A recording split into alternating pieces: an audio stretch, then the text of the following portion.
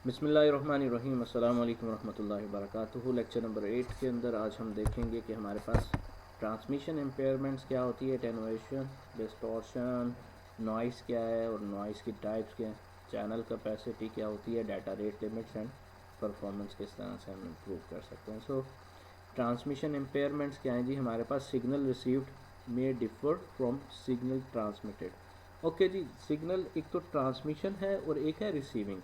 सो हम हमेशा transmission impairment के अंदर हो सकता है कि जो सिग्नल हमें रिसीव हो रहे हैं और जो सिग्नल ट्रांसमिट हो रहे हैं उनके दरमियान डिफरेंस ज़रूर होगा जी। जब सिग्नल ट्रांसमिट हो रहे हैं तब हो सकता है बहुत ज़्यादा उनकी बूस्टिंग हो, लेकिन जब रिसीविंग हो रहे हैं तो वो इतने पावरफुल ना हो। इस तरह के हमारे पास डिफ्रेंशिएशन आने के चांसेस होते हैं। Signal travel through transmission media which are not perfect, the imperfection cause impairment in the signal. Definitely, क्योंकि हमारे पास किसी मीडियम के थ्रू सिग्नल ने ट्रैवल करके आना है, सो इम्परफेक्शन आ जाती है। इम्परफेक्शन आने की वजह से हमारे पास इम्पेयरमेंट भी आ जाती है। इम्पेयरमेंट क्या होती है? सिग्नल्स के अंदर इतनी ज़्यादा स्ट्रेंथ नहीं होती जब हमारे पास रिसीविंग हो रही होती है। सो एनालॉग सिग्नल्स क्या होते हैं?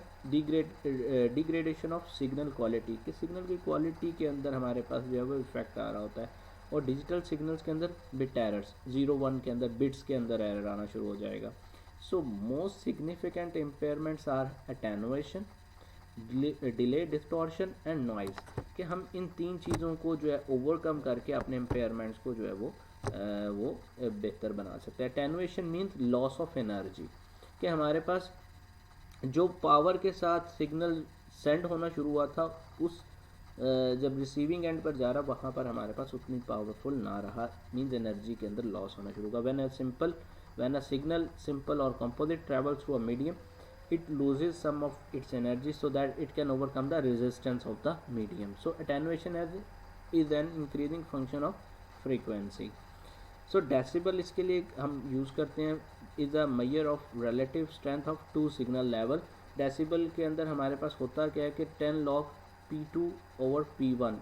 P2 क्या है जी? हमारे पास जो है आउटपुट है, कि जो हमने आउटपुट हमें रिसीव हो रही है, आउटपुट के ऊपर जो पावर लेवल रिसीव हो रहा है। और P1 हमारे पास जो इनपुटिंग मीन्स जब इस सेंडर ने जो सेंड करना है उसकी जो पावर है वो है। और P2 आउटपुट जो रिसीवर साइड पर आपको पावर रिसीव हो रही है। सो log 10 हमारे पास, क्योंकि हम कंप्यूटर के अंदर बाय डिफ़ॉल्ट लॉगरिथम बेस 10 के ऊपर काम कर रहे हैं। सो डिले डिस्टॉर्शन क्या होती है? Distortion means that the signal changes it's form or its shape. Distortion occur in a composite signal made of different frequencies. Some of those frequency components arrive at destination sooner than others. So क्योंकि हमारे पास यहाँ composite signal में काम हो रहा है, composite signal में हमने बात किया कि हमारे पास डिफरेंट फ्रीक्वेंसीज आने के चांसेस होते हैं, डिफरेंट एम्पलीट्यूड, डिफरेंट फेजेस हो सकते हैं।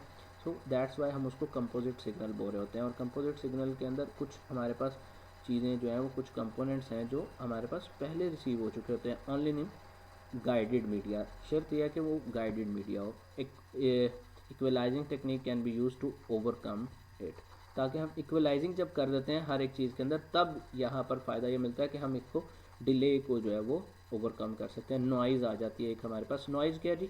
Additional signal inserted between transmitter and receiver, कि एक एक्स्ट्रा वॉइस जो है वो ऐड हो जाती है। जैसे अक्सर मेरे लेक्चर्स के दौरान आपको दरमियान में कहीं शोर आ रहा होता है, वो हमारे पास फिज़िकली या तो हार्डवेयर का कहीं से एक्स्ट्रा ऐड हो गया, सो या स्पेस का, हवा का भी शोर आ जाता है। सो मीन्स एडिशनल सिग्नल्स वो ऐड हो रहे होते हैं बिटवीन ट्रांसमीटर एंड रिसीवर के। So several type of noise are exist such as thermal noise है, इंड्यूस्ड नॉइज है, क्रॉस टॉक है एंड इम्पल्स नॉइज है जी हमारे पास। थर्मल नॉइज क्या होती है? Due to thermal agitation of electrons uniformly distributed and white noise, जो कि हमें पता ही नहीं चल रही होती। इंड्यूस नॉइज क्या? Induce noise come from sources such as motors and appliances. So induced है ना, मीन्स हमारे पास किसी एक्सटर्नल सोर्स से उसको लाया जा रहा है, मीन्स जिस तरह मोटर्स की आपके पास आवाज़ होती है। These devices act as sending antenna and transmission medium act as the receiving antenna. So cross talk के अंदर क्या होता है? Signal from one line is picked up by other. So cross talk है को हमारे पास सिग्नल जो है वो हमारे पास पिक किया जा रहा होता है, जैसे कॉन्फ्रेंस कॉल के अंदर होता है। Occur due to electrical coupling between nearby interested pair cable और unwanted signal pick by microwave antennas. Unwanted coupling mean between two different signal path. For example, hearing another conversation while talking on the phone. So हमारे पास किसी और की आवाज़ को सुनाई देना, किसी और की बात को सुनाई देना. पहले टेलीफोन्स के अंदर अक्सर इस तरह से होता था कि हम बात कहीं कर रहे होते थे लेकिन दरमियान में किसी की कॉल हमारे साथ मिक्सअप हो जाती थी. So relatively constant can be reduce with proper measures. So क्योंकि यहाँ पर कोई एक्सल केबल्स वगैरह या ट्विस्टेड केबल का कंसेप्ट आ रहा होता है तो यहाँ पर हमारे पास लाइंस का आपस में मिलने के चांसेस हो जाते थे. सो इम्पल्स नॉइज़ क्या है जी? Impulse noise mean in irregular pulses और spikes. For example, external electromagnetic interference, short duration and high amplitude, difficult to remove from an analog signal because it may be hard to distinguish from the original signal. Impulse noise can damage more bits if the bits are closer together. So impulse noise हमारे पास bits को जो है वो effect करने के chances बना देती है अगर वो उनके दरमियान डिस्टेंस जो है वो वेरी क्लोज हो. सो चैनल कैपेसिटी क्या होती है? Channel capacity is the maximum rate at which the data can be transmitted over a given communication path और channel under given condition. So data rate क्या है? इन बिट्स पर सेकेंड हमारे पास data rate को जो है मेजर किया जाता है. Rate at which data can be communicated. And the bandwidth क्या है जी? In cycles per second of hertz constant by transmitter and medium. So Nyquist bandwidth क्या होती है जी? Nyquist states that if the rate of signal transmission is 2b, then a signal with frequencies no greater than b is sufficient to carry the signal rate. So Nyquist formula indicate that all other things being equal, doubling the bandwidth means हम transmission के दौरान bandwidth को जो है double कर देते हैं. सो उससे होता क्या? Doubling the bandwidth, double the data rate. हम बैंडविड्थ को बढ़ाते हैं तो इट्स मीन डाटा का रेट भी हमारे पास बढ़ जाता है. सो शैनन कैपेसिटी फार्मूला क्या है? शैनन कैपेसिटी के अंदर हम करते हैं at a given noise level the higher the data rate the higher the error rate. यहाँ पर हमारे पास एरर रेट डबल हो रहा होता है, वहाँ पर हम डबल करते हैं अपनी बैंडविड्थ को तो डबल डाटा रेट हो जाता है. सो यहाँ पर हम हायर करने से डाटा रेट को हमारे पास अपना एरर जो है, एरर का रेट जो है वो इंक्रीज हो रहा होता है.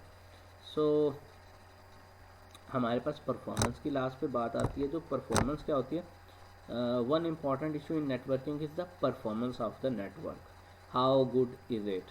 सो we discuss the quality of service and overall measurement of network performance in greater detail later on this course. In this section we introduce the term of following term: bandwidth, throughput, latency or bandwidth delay product.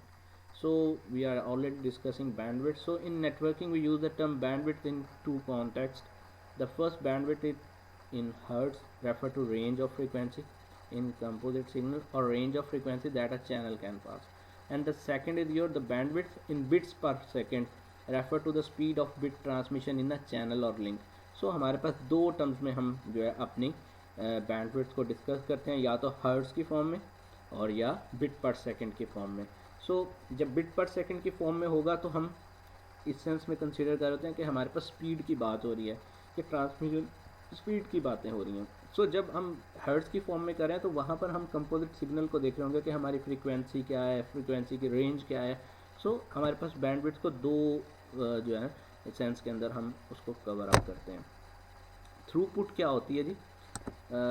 Throughput actually delay होता है. A network with bandwidth of 10 MB per second can pass only an average of 12,000 frames per minute, with each frame carrying on average of 10,000 bits.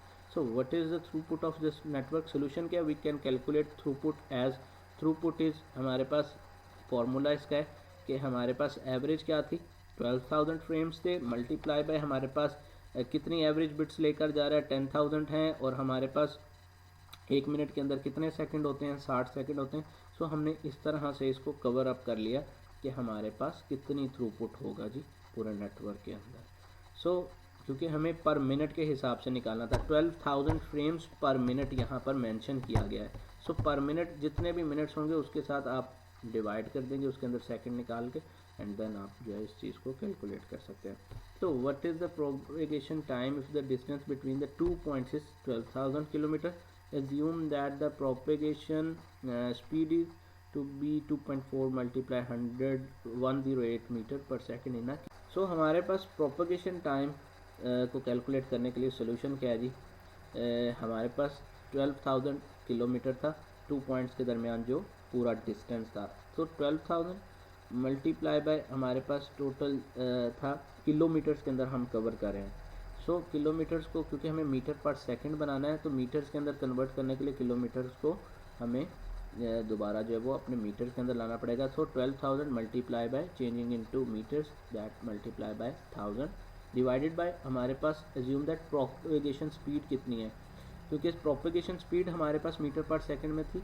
So that's why हम इसको अपने metres के अंदर convert करेंगे and then again हमारे पास जो result आएगा वो तकरीबन 50 मीटर पर सेकंड आ जाएगा हमारे पास प्रोपगेशन टाइम। सो इस तरह से हम प्रोपगेशन टाइम थ्रूपुट को कैलकुलेट कर सकते हैं। सो पिक्चर्स के अंदर आपको एग्जांपल दिखाई जा रही हैं, you can go through it. Concept of bandwidth delay product the bandwidth delay product define the number of bits that can fill the link. अब हमारे पास डिले को जो है बैंडविड्थ डिले प्रोडक्ट जो है वो बताती है कि नंबर ऑफ बिट्स कितनी है जी जो हमारे पास एक लिंक के अंदर अभी तक आ सकती हैं, क्योंकि हमें अपने वॉल्यूम को भी देखना होता है और उसके मुताबिक लेंथ को भी चेकआउट करके डिले को जो है वो कवर आउट करना होता है। So that's all from today's lecture. Hope so you understand. If you have any query you can feel free to contact me. अस्सलाम वालेकुम रहमतुल्लाहि।